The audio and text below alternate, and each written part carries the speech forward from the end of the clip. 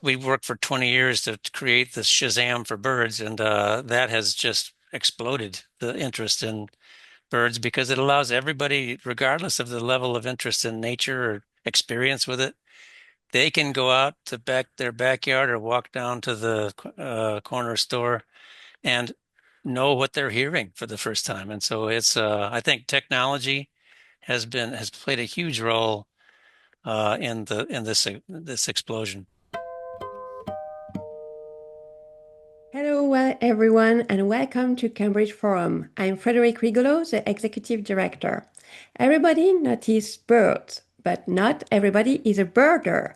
But right now, something remarkable is happening. Birding is booming across generations, across community, and for reasons that are only beginning to be understood. To explore what this moment looks like in the field and inside our minds, we are joined by two exceptional guests. John Fitzpatrick is the Director Emeritus of the Cornell Lab of Ornithology. He served as Executive Director of the Cornell Lab from 1995 to 2021, where he also held a professorship in the Department of Ecology and Evolutionary Biology at Cornell University. Erik Wing is a cognitive neuroscientist and research associate at York University and Baycrest Hospital in Toronto, Canada. His latest research used brain imaging to map exactly how intense birding alters the physical architecture of the human brain. To moderate this conversation, we welcome science journalist Gabriel Spitzer from NPR-affiliated KUOW in Seattle. Gabriel, the floor is yours. Excellent. Thank you so much, Frederic, and thank you so much to the Cambridge Forum. And mostly thank you to everybody who has turned out and spent a little bit of this spring evening with us to talk about birds with these really fascinating guests. I think it's going to be a really great conversation. So I appreciate having everyone with us. So John and Erik, you guys were both exposed to birding as children, but you both had very different reactions to it at the time. John, you have been at this since like kindergarten, as I understand it, and you've described having, feeling a real connection to birds and to the activity of birding even before you had the words to describe it, probably. And then Erik, you were exposed to birding by your mother at a young age. She's a dedicated conservationist. She kind of forced you to do it. Sounds like you were a little bit of a reluctant participant and kind of hated it, but then you came around in your 20s. I wanted to just talk with you a little bit, Erik, first about what was the switch that kind of went off in your head in your 20s that made you come back to birding, and what do you feel like it unlocked in your mind? Yeah, I was definitely a kind of late bloomer to mix metaphors. So yeah, as a kid, my brother and I got dragged on so many cool birding trips that I now look back on and think, oh, we saw so many interesting things that I was just not interested at paying attention to at all. And then kind of fast forward, years later, after being a stubborn kid, I was in grad school studying the cognitive neuroscience of learning and memory. And I was out doing a lot of hiking anyways, and I kind of got interested in birds just gradually at first. I think the first bird I really remember getting interested in was a downy woodpecker, and I just kind of followed it around for a while. And then I kind of realized that there's whole world out there that I hadn't paid attention to yet. And as the weeks passed and I started paying attention to birds more, I could feel my brain kind of change, and I would recognize new features of birds, and all of a sudden things looked a little bit different. So that was kind of tying into all this research I was doing in grad school on how the brain changes with learning. And so that kind of was a natural area to explore more. And now when I go visit my parents at home, we all go out for long walks, and I'm the one slowing us down instead of them. And we're going to talk a lot more about the changes that may take place in our brains as a result of this activity. But do you want to just say a little bit about like what that felt like? How did you know that something was shifting?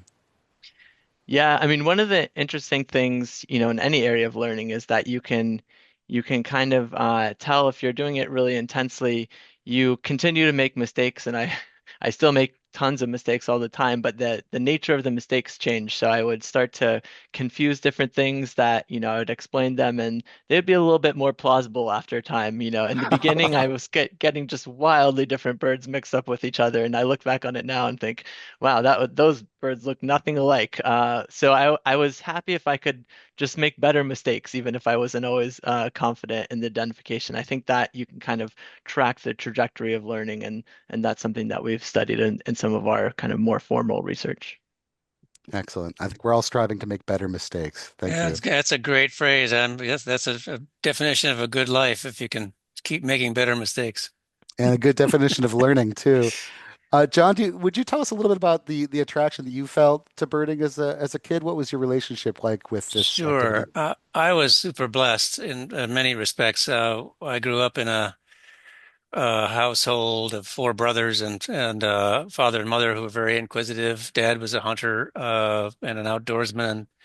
They had bird book and binoculars in the house. The vivid first memory I have was from kindergarten when I was sick from school and saw a bird which I wondered whether it was an oriole.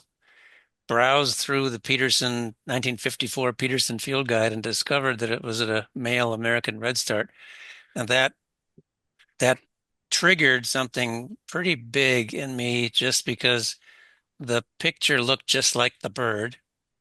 And looking through that book, the picture. If you know that book, that's a plate with about 15 different warbler species on it. Turn the page, there's another 15, all brilliant spring warblers. And I just said, I want to see all the rest of these things. I mean, this is amazing how many there are. Living in a place that is a good birding neighborhood. I actually was had blessed with a nearby neighbor who was a famous wildlife artist, Francis Lee Jaques, and he became my childhood hero. And I was from the very beginning, I was just hooked. I mean, first grade, second grade, I started painting birds, and people in school called me the nature boy. Back in the 50s, it was a little less common than it is now. But I was hooked almost at the beginning of my memory. So Wow, that's fascinating that you have such a vivid memory of that. I was going to ask you for an anecdote. Maybe I could ask you for another one, just of a particular birding experience that has been especially powerful or really stuck with you. Excuse me, Erik. Maybe we could start with you, and then we'll let John weigh in too. Other formative memories, let's see. I mean, somewhat embarrassingly, like I mentioned, mine are mostly misidentifications. So I remember, let's see, when I was first starting out, I saw a brown thrasher kind of in the parking lot. I was in my mid 20s at that point, and I thought like, what an interesting looking sparrow that is. And of course, now a thrasher has so many different features than sparrow, but if you're just going off of color and kind of, general palette kind of patterning and stuff, there's some similarities there. And I think I had another one where I was getting a blue-gray gnatcatcher. I thought it was a Plumbeus vireo, which doesn't even exist where I was. I yeah. was in North Carolina, and I was so excited to tell my mom that, and she kind of there was a long pause, and she's like, "Well, that would be very unusual for where you are. Maybe we could narrow it down to something else." So yeah, I think my most memorable birds are mostly me kind of learning the process and figuring things out. It's a great preparation for a career in science. John, how Yeah. about you? Any particular anecdotes that come to mind? I've had so many. I've been doing this all my life, and many encounters with birds. For example, the first time you see them are what I call pinnacles of life experiences because you'll never forget it when it happens. I've discovered a few undescribed species in Peru, which is a pretty exciting event, often knowing exactly at the moment that it's an undescribed bird. But I do want to really one of the most vivid and persistent experiences I ever had was with the red-breasted nuthatch, which is a northern bird, a bird of coniferous forests. And for a long time in Minnesota, I was not seeing it. It was one of these, frustrating birds a hole in your life list. And I was birding with my mom every Christmas bird count. She drove me around.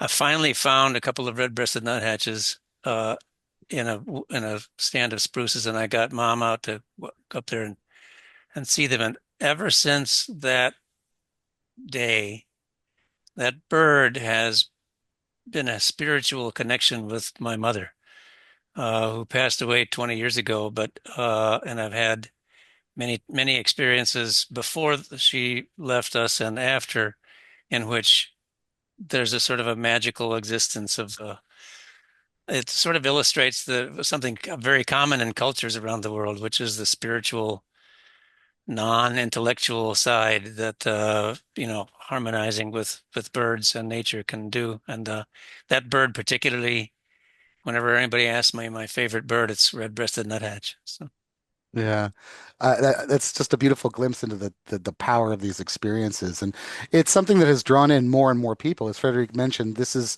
a booming hobby right now. Birding is acquiring millions of new participants. The apps, they've been downloaded tens of millions of times. We have sighting reports that are flowing in from all over the world.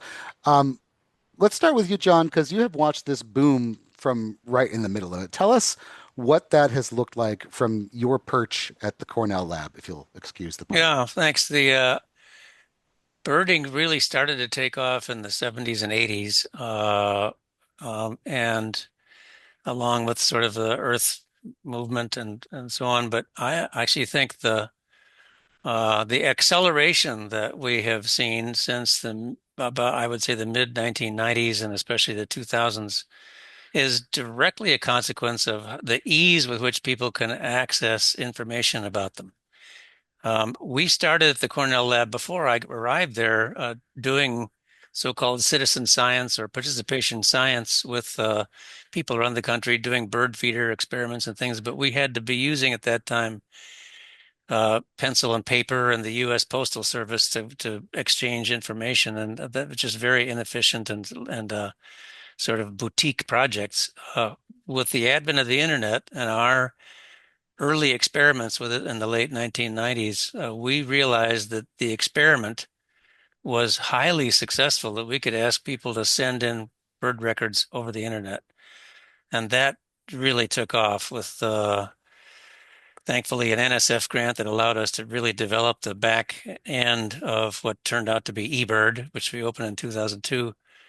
And it has just blossomed ever since. And of course, the Merlin, what we worked for 20 years to create this Shazam for birds, and that has just exploded the interest in birds because it allows everybody, regardless of the level of interest in nature or experience with it, they can go out to their backyard or walk down to the corner store and know what they're hearing for the first time. And so it's I think technology has played a huge role in this explosion. COVID didn't hurt either.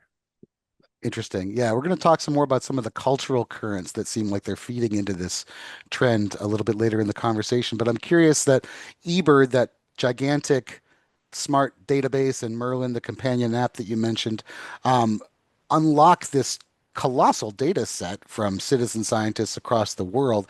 And it's coming at a time when bird populations are crashing in many parts of the Right. world. There's roughly 3 billion birds in North America alone have been lost in the last 50 years. Um, I'm curious what you feel like the value of this data from Hmm. citizen scientist birders out there is in the context of the wider ecological trends. That's a fantastic question, and it's phenomenal. I mean, you cannot overestimate or overstate the power of the data that are now being generated by this. It was a pipe dream for us early in the process, and now recognizing that in the areas of the highest density information, North America, Central America, Europe, uh, India, Australia, these places with lots of birders who are putting the data in, we now have year after year of extremely dense data, which together with the processing that we can do with the 200 or so variables to remove biases allows us to not just illustrate in remarkable detail the population densities and movement patterns of birds, but even more important, and the thing that we had always hoped for, we are now seeing population trends in very fine detail, measured, presented in our studies at 27 kilometer pixel scale. We can see areas of for every species in North America. We can see where they're declining and where they're increasing and where they're approximately stable, statistically solid processes in doing that. That gives us an incredible amount of power for diving in and asking specific questions about local populations. What's going on here that makes them go down, whereas they're actually going up over there. We are Oh, identifying now, probably even more importantly, using multiple species analyses, whole biomes that are where essentially all the native birds of that area are declining. So there's systemic problems that we now are in the process of identifying that eBird and the data that come from the analyses of eBird data are letting us in on. yeah, and just briefly, I wonder, can you think of a particular insight that has unlocked that has been either important or suggestive of something that, could lead to some action in terms of conservation, something like that?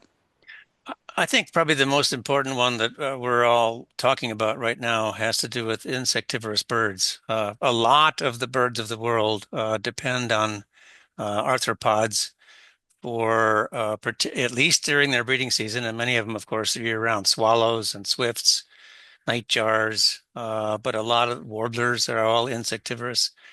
And there are whole biomes of whole guilds of insectivorous birds, particularly the aerial insectivores, the swallows and swifts and nightjars, where they're they're declining. They're declining annually at 2, 3, 4% a year, which is, that's just that's a huge loss. And it really calls into question areas relating to pesticides that are used now at monstrously big scales and systemically within all the plants in the agricultural region, which then goes into the water system and that reduces birth rates of the insects that are the food items for all these birds. We're focusing on pesticides right now.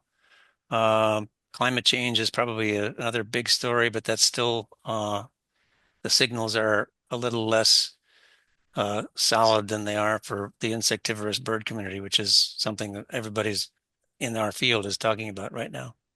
Wow. So maybe not welcome news per se, but in order to do anything about it, you have to know about it, right? And No, that, exactly. I mean, think about DDT. It was falcons and eagles and ospreys that gave us the information originally about DDT that said we got to get rid of this. And by the way, it's killing us too. So these are birds are phenomenal, always have been phenomenal early warning systems. Proverbial canaries in the coal mine. The talk I give around the country is entitled "Wild Birds Are Canaries and Our Planet is the Coal Mine" at this oh point. boy. So, Wow. Um, Erik, I wonder just, knowing as we do that bird populations are declining and that this is in the broader context of ecological damage across the planet and global warming and so on. Does something about knowing that the resource is endangered or is in decline, does that change how people think about or observe those things? I mean, just thinking, asking you to kind of get inside the head of a birder for a moment.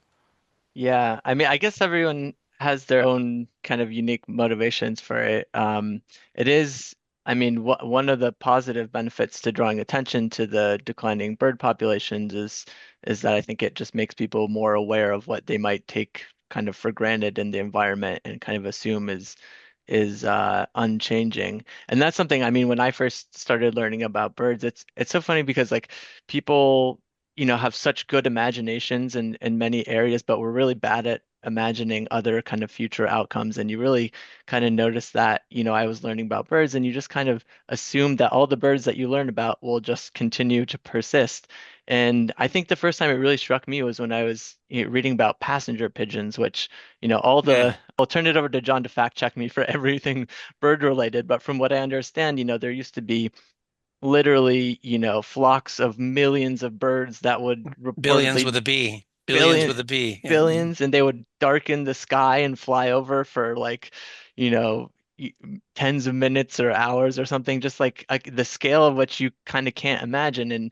And it's not until you kind of learn the history of that it really strikes you that what we have today is definitely not assured to be there in the future. So I don't know. I guess I hope that kind of the renewed attention on this is not just making people appreciate what they have, but is also sort of motivating people to actually get engaged, right? Because, the future isn't written. There's nothing that says that we have to take one trajectory for these species, but it will require a lot of effort. So it's not just about kind of appreciating birds. It's also about actually kind of doing something, and hopefully that's what the kind of renewed attention on birds is going to do for the future.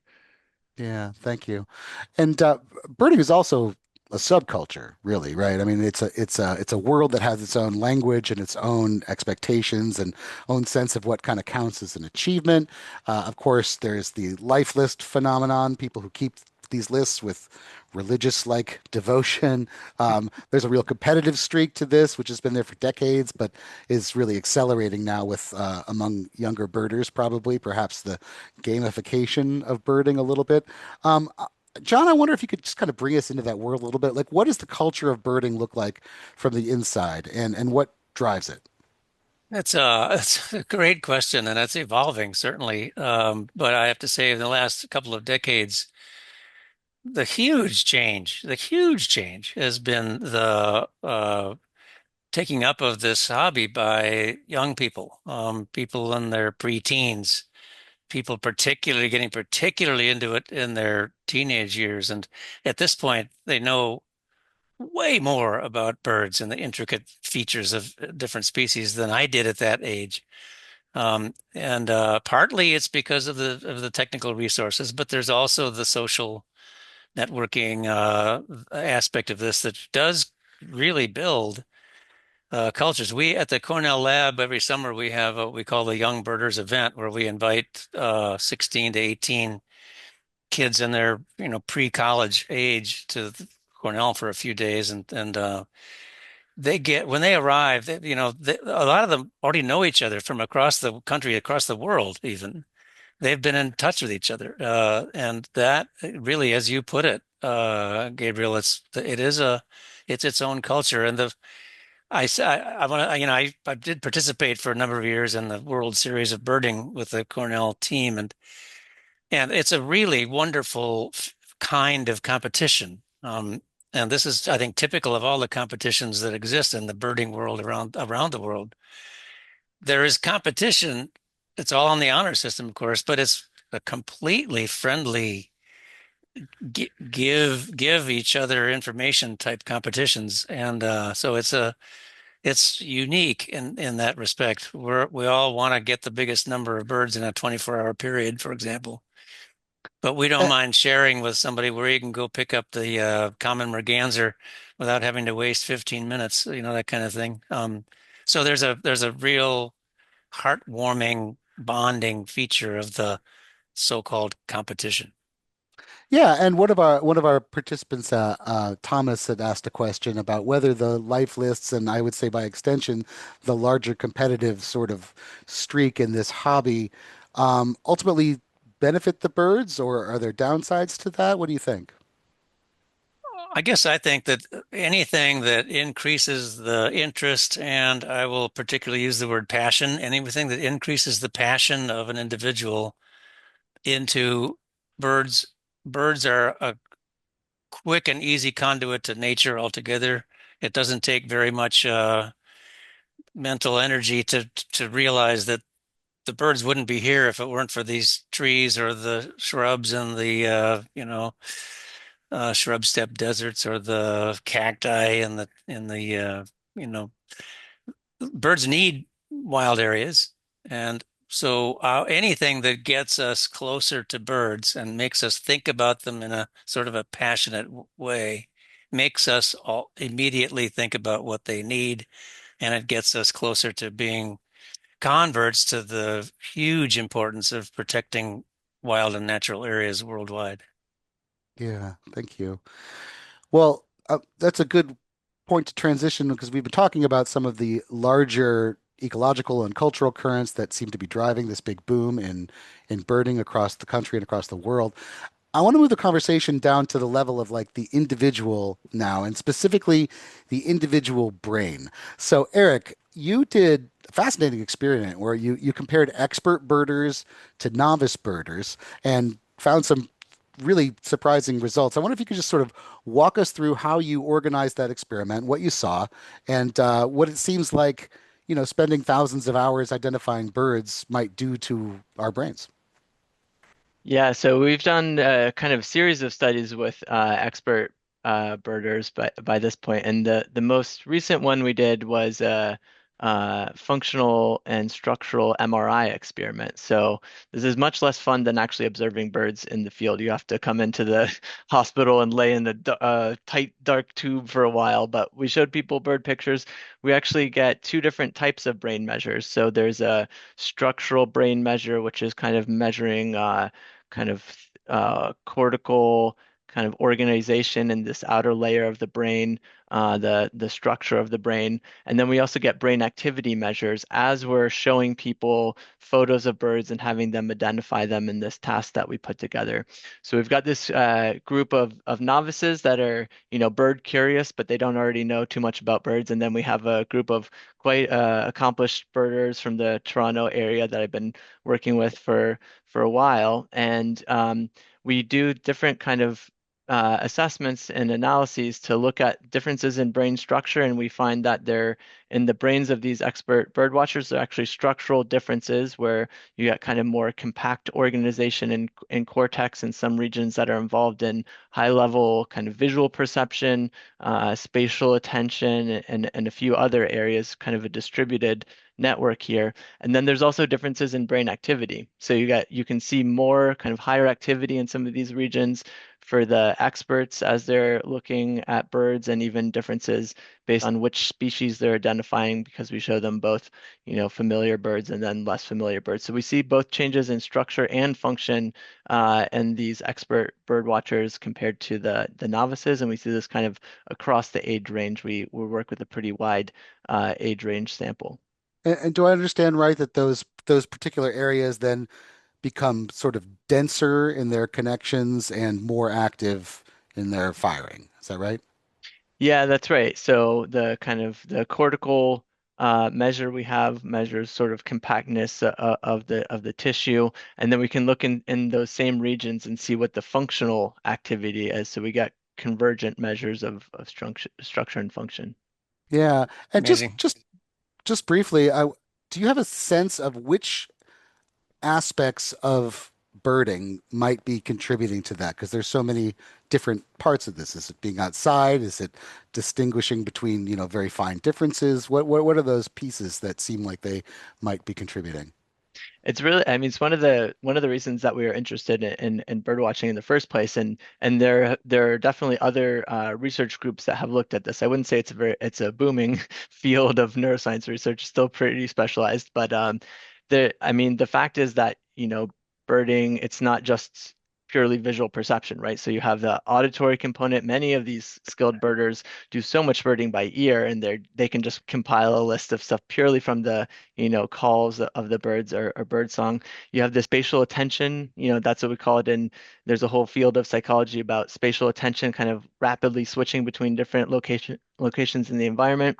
And pattern detection. So it really is a kind of convergence of all of these different types of cognitive processes that feed into this kind of wider change than it just being kind of what some people think of as purely, visual perception, pattern recognition, and then that's it. Yeah. Thank you.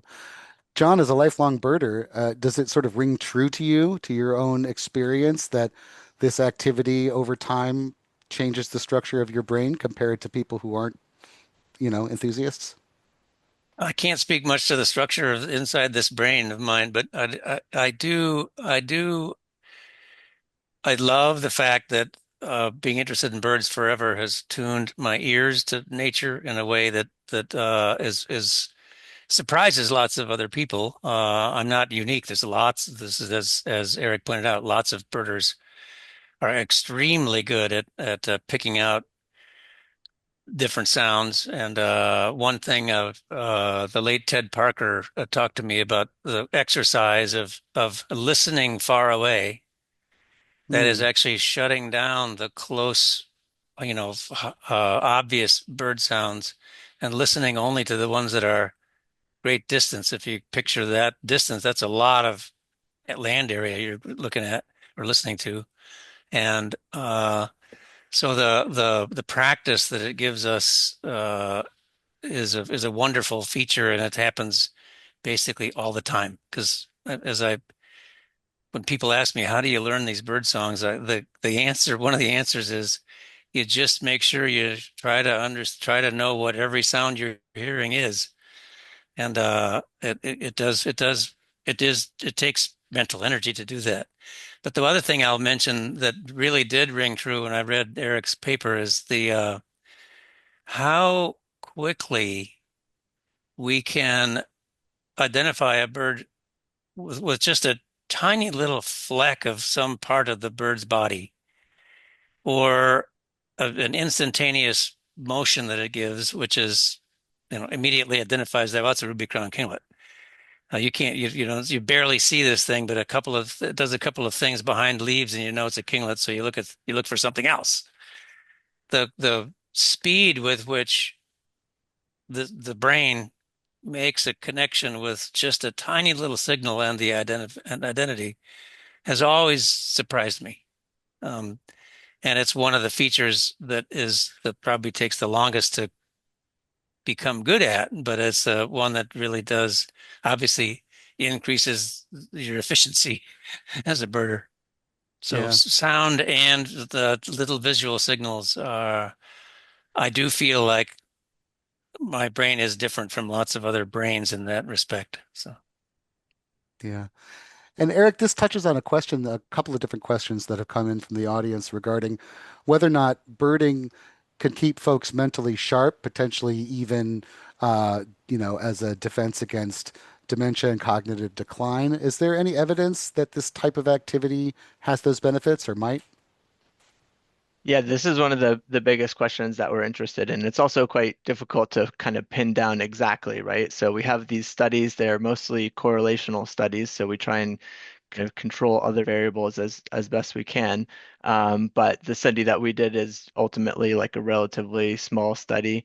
There are lots of sort of circumstantial reasons to think that birding might be good for cognition. It kind of involves a lot of things that we know from a lot of other fields or related research are good for cognitive aging. So exposure to nature is good. There's even studies showing that kind of short-term performance on cognitive tests is different after a walk through the woods than it is after a walk through urban areas. There's often a social component, so a lot of people go birding alone, but then they share their results or they may go out in groups and it kind of forms communities and connection. And we know that's extremely important for cognitive aging. And then there's this learning component, there's a novelty component where you just kind of I mean, you're not going to run out of bird species. Hopefully and it stays that way. And this is one of the things where kind of, you can be motivated to learn new information. You can study bird behavior. There's so many, the more you learn, the more you realize there is to learn. And that's also extremely important for cognitive aging. So I think for kind of what we're interested in going forward is getting some of these more population level studies. Maybe we can tie it in with the citizen science research and actually make that connection between citizen science and cognitive health, and really kind of put some of the scientific underpinning under this question. Definitely, the people I work with are not representative of the entire population. We have kind of a skew in terms of cognitive fitness and stuff. So actually, one of the hardest things for us to do is find the matched novices that actually, don't already know enough birds but Mhm. have that kind of same cognitive profile. But there's a lot of reasons to believe that birding is beneficial, and we're kind of one of many groups kind of following that general connection between nature and lifelong learning and cognitive health. Yeah, got it. Thank you. Well, sort of zooming out again a little bit, thinking about this wider trend of the boom in birding. One of the striking things about it is just who it's reaching. It's not just older folks, like birding is getting younger. In addition to this, these cohorts of folks who've been quietly kind of birding their entire lives. Now we have teenagers and young adults who are coming at this through social media and, as John mentioned, through apps and sometimes responding to struggles with mental health and all these different kinds of motivations for getting into this hobby. For both of you, what do you feel like either end of this generational spectrum is looking for? Um, Hmm. I don't know. Maybe we could start with you, John. That's a good question. I'm not sure it starts with a conscious searching, as if they have felt some loss that they might gain. I think all of us are born curious, and many of us, I wish it were most of us, keep portions of that sort of native curiosity about the world around us all our lives, and a lot as we get older, we I think probably tune out of a lot of things just because we say, well, it's going to take a whole lot of learning for me to get into that. I know I see there's a bunch of people that do know a lot about birds, but I don't know anything about birds, and so I'm not sure I can break in. And again, as I mentioned, the technology now makes it easy, and the abundance of neighbors who know how to do it make it easy and more tempting to sort of notice it and say, wow, I actually can understand some of this. And again, that sort of spiral happens where you start to realize, as Eric pointed out, a lot of evidence that just being surrounded by green is a very relaxing thing and a health-inducing thing. And I have a whole lot of experience now with people who've gotten into birding very late in life, sometimes as a result of a Merlin but sometimes just as a neighbor. And it sparks a sort of recognition of a dimension of life on Earth that was otherwise kind of foreign. They know it exists, but they weren't really engaged in it. And so becoming immersed in something new, again, I think appeals to our native human curiosity about the world around us. And so anything that moves that up, whether it's birds or mushrooms or you know um, travel. There's lots of things that do that. I think birds are particularly good at it because they're everywhere and they're pretty easy. So, Yeah. And Eric, what are your thoughts about sort of the generational dynamics that are at play? These, older folks and younger folks who've come to the same activity through very different routes.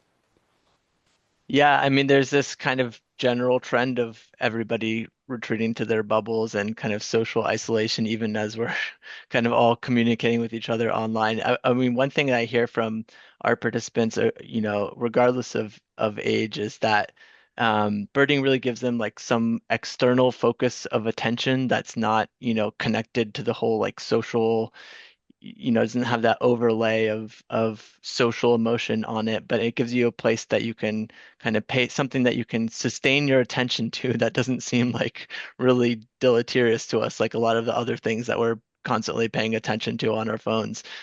So that's something, you hear it a lot about people getting into birds as just a way of them kind of breaking the cycle. We tell each other to mhm. go touch grass as like a proxy of like put down your screen or whatever. And one thing better than that is actually to like go and learn and have something to pay attention to that is kind of you can always figure out something new about it, and it gives you something to focus on that's not rumination and not, getting into fights with people, Yeah, hopefully. go watch birds is going to be the new go touch Yeah. grass. There's Yeah, a there's a, nice little series of books in Spanish written by wonderful Mexican, a couple of Mexican authors called Sal a Pajarear. It's exactly what you just said, Gabriel. Go birding. Jump out there and bird. I love that. Really, really nice, inviting things that match locally with the different parts of Mexico.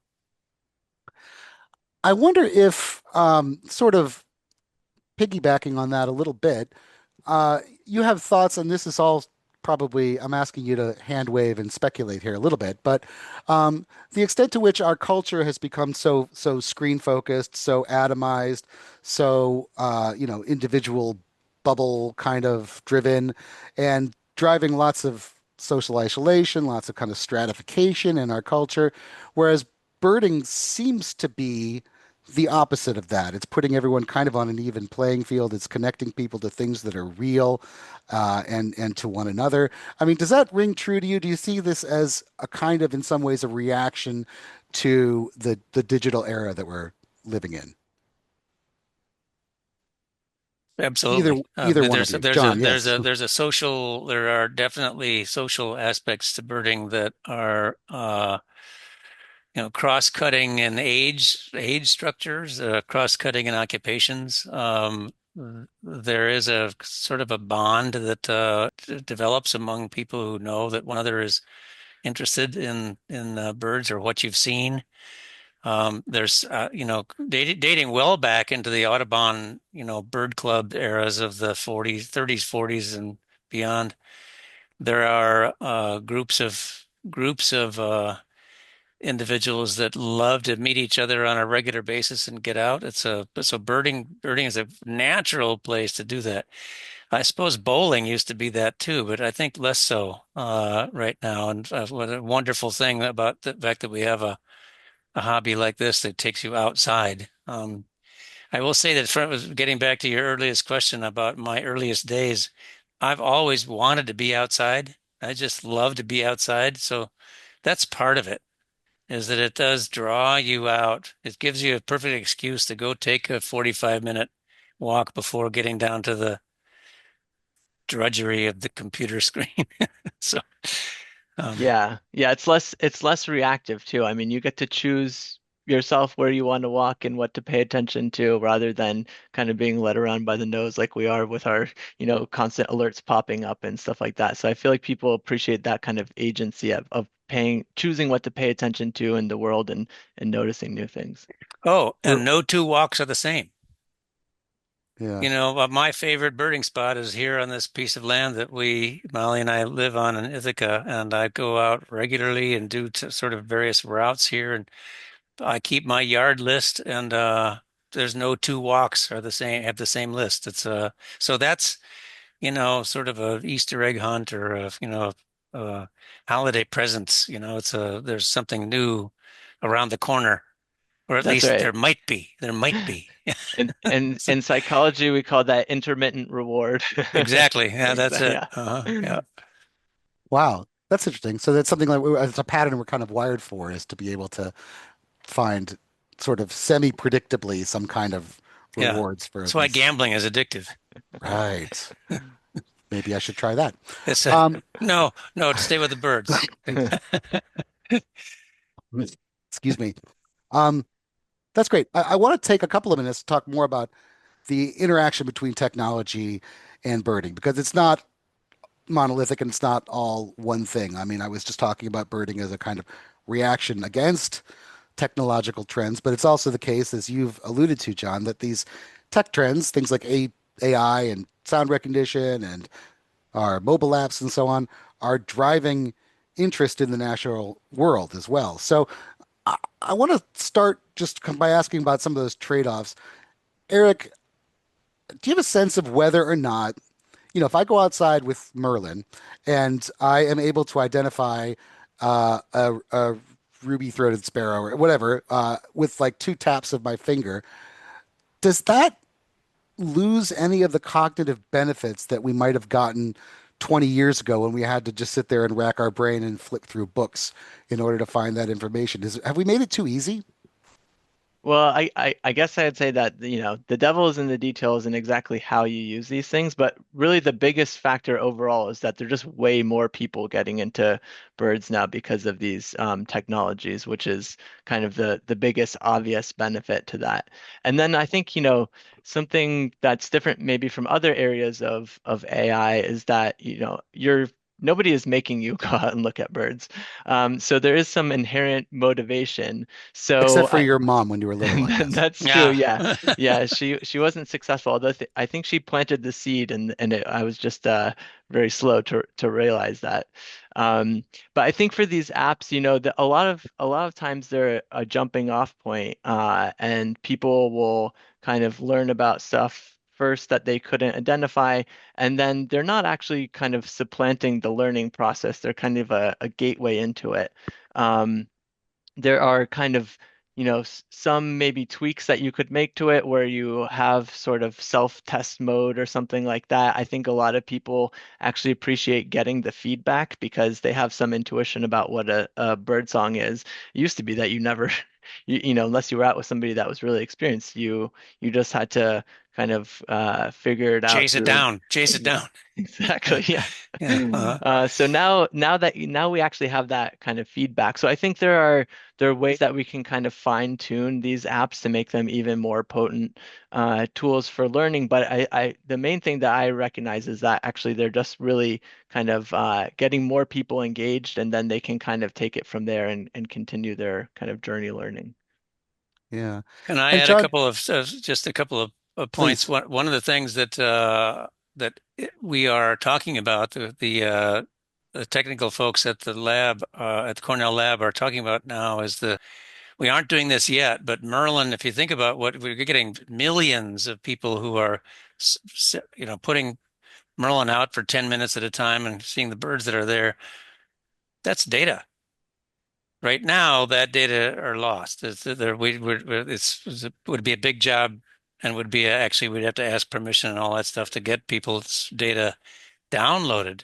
But that's a possibility where we can suddenly, and I'm not just talking about Eastern North America or, you know, places familiar to us, but all over the world, we have access to the soundscapes of the planet now with something that's actually out there physically identifying the things that are there. That I think adds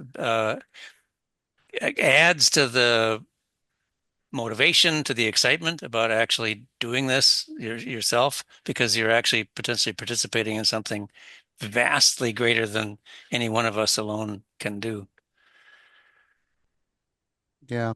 And do you have a take, John, on whether the instantaneousness now and the technology, um, whether that sort of affects or decreases the value, the fulfillment, um, the benefits that we can get from birding as compared to what it was like back in the 60s and I, 70s? I'm really tempted to tell you the quick story. I think I was 8 years old when mom and dad gave me the then just recently released big LP of the bird sounds of Eastern North America, produced by the Cornell Lab of Ornithology. Oh, And cool. I will never forget encountering a bird out at the end of our driveway on the grassy hills that were beyond the driveway. And I had no clue what this bird was, and it was making this weirdest possible sound, just a steady buzz. Zzz, zzz, zzz. No idea what that was. Looking through a bird book, I ran back to the house, put in the record, and listened. I knew this bird was a sparrow. All of a sudden, clay-colored sparrow. There it is. There's the recording. So as early as 1957 or 8, uh, a little kid who was interested in birds was using technology to solve this riddle, and that's all this thing is. That's all this thing is, right? It's solving riddles for us. And I don't think that we pay any cost for it being easier. I think it actually draws us in more easily than having to run back to your house and find your old LP. That is um, such a gorgeous story. First of all, I just love that you were listening to a record produced by the Cornell Lab when you were 8 years old, Yeah, it's the and first then time you I'd ever heard of the Cornell Lab, actually, was putting that record. So, that is so cool. I love that. Um, Thinking about a little bit more broadly, like what the next sort of technological steps are. I mean, Erik, you've talked a little bit about sort of some of the possibilities that artificial intelligence might open up for better understanding ecological data and organizing it and sort of just being able to get a kind of a handle on what some of the currents are that are affecting bird species, among other things. Can you talk a little bit about what you see as maybe the promise of AI as a bit of an antidote to some of the doom that at least I typically see in my world? Yeah, this is I think one of the genuinely promising, interesting areas of applying AI, and we're doing studies looking at how the human brain, how the organization of concepts and perception in the human brain kind of matches different deep learning models and AI. One of the possibilities there is that you can actually sort of titrate learning more specifically to an individual learner. So if they're getting confused between two different species, you can actually look in AI models and kind of identify the features that are, most diagnostic to help tell, two species apart. For that one person, you can kind of accelerate the trajectory of learning, and we're using kind of merging both the brain patterns and the information from these, AI models, which are increasingly interpretable. It used to be that they were all kind of black boxes, but now we can actually really kind of tease apart what the information that's contributing to the classification is in them. And then I think, yeah, this just getting feedback from these the sound ID. I mean, there's small ways that you can maybe tweak it to make it more kind of give you the feedback at a certain delay or something to kind of go into self-guess mode. But there are a lot of areas where it's where AI is kind of we're nervous and anxious about it, and rightly so. And I think this is actually one of the pure examples where it's just providing benefits for ecology in terms of like census data, and then also the ability to accelerate learning for things that people are already interested in, right? So this is again like we don't have to worry about students kind of using it in some contexts, but not others. If you're out there looking at birds, it's because you want to learn, and this is actually, these are tools that can help accelerate that process. Yeah, that's great. Um, John, I'm just curious if you could just sort of wave a magic wand and money were no object, what features would you add to Merlin? uh well, let's, I love that. Um,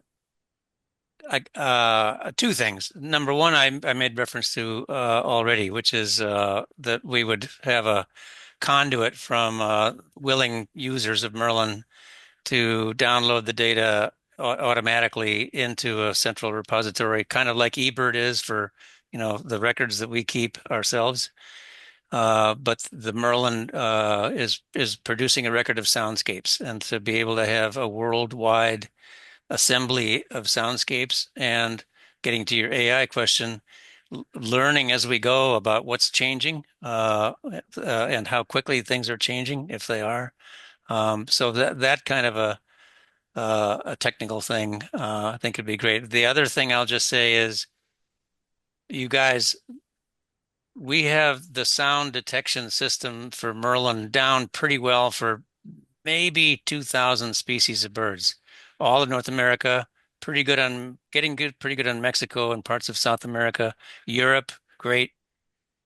There are 11,500 species of birds. And there are people all over the world who are getting into birding, and they need this too. So my biggest answer probably to your question, Gabriel, is get the jobs done to have enough training of enough algorithms so that we can actually have every human being in the world enjoying the same privileges that we do in North America. To me, this is it's right now it's a privilege, but it ought to be a right. That people in every part of the planet get to have a relationship with the wild areas of their neighborhoods. of the same kind that we have. So to me, that's the biggest one. Can we possibly make this available with all of its bells and whistles for everybody in the world? We're working on it. All right, let's hope so. So somehow we're approaching the end of our hour here, and I wanted to invite each of you to just offer your final thoughts. And just as a suggestion, which you can then ignore, I'm curious if you have things that you're sort of hopeful about in terms of the growth in birding and how it might lead to actual, systemic change, either in terms of policy, ecology, culture, around the natural world. Um, Erik, could I hit you up for taking a stab at that? Sure, sure. Yeah, I mean, my hope is that we can kind of integrate the both the kind of cognitive learning piece, the cognitive aging piece, and the conservation piece, and the kind of engagement in citizen science all in one kind of growing movement where we learn both about how our own actions are influencing the environment, influencing biodiversity, and oftentimes for the negative, but then also sometimes for the positive. And then, what I'm kind of interested in as a day job, how the environment is shaping our brains and kind of tuning our cognitive processes and changing trajectories and increasing potentially healthy lifespans and kind of feedback in that way. So I hope it can kind of be a virtuous cycle where we tie together this citizen engagement in science, growing interest in conservation, and then at the same time we get benefits not only in kind of the learning about new things, but potentially even cognitive and neural benefits from engaging in this type of stuff, and we can kind of learn about both of those tracks at the same time. So that's my optimistic sort of synthesis of things. Yeah. I love how you're able to synthesize both, the the the small individual and the gigantic macro, the human brain and also the ecology of the planet. That's wonderful. Mhm. John, what are your thoughts? I'm going to do my best to avoid getting political, but I will mention that I gave a talk at a symposium back in 2016 in Washington, D.C., entitled "Why Can't Birders Be the Next NRA?" The power that for a while, at least, the NRA had over policies and politics and individual votes was extraordinary. It's become less so, but what I struggled with then, I struggle with now is we have. I mean, there are in North America alone 100 million birders of one level or another. And as we've been talking about, there's so much connection between birds and the natural world that the idea that we do what we can from individual standpoint, but also from the policy and legislative standpoints to move towards living side by side with that natural world that gives the birds the chance to go on. Birding does have the power to make one recognize how important this is when we go to the ballot box. So for me, that's my big hope that as the hobby extends to become a majority hobby, that it affects the average level at which the populace is dedicated to preserving natural systems that we can then figure out how to live sustainably side by side with. Uh, I can't think of a better way to conclude. Thank you so very much. Really grateful to John Fitzpatrick, Director Emeritus at the Cornell Lab of Ornithology, and Erik Wing, Cognitive Neuroscientist and Research Associate at York University in Toronto. And thank you so much to Cambridge Forum and to Frederic. I'm going to throw the floor back to you now. Thank you very much, Gabriel, for hosting the conversation, and John and Erik for the gift of your expertise and your time tonight. And thank you to our audience for joining us. Thank you for spending this time with us. We look forward to welcome you back next time.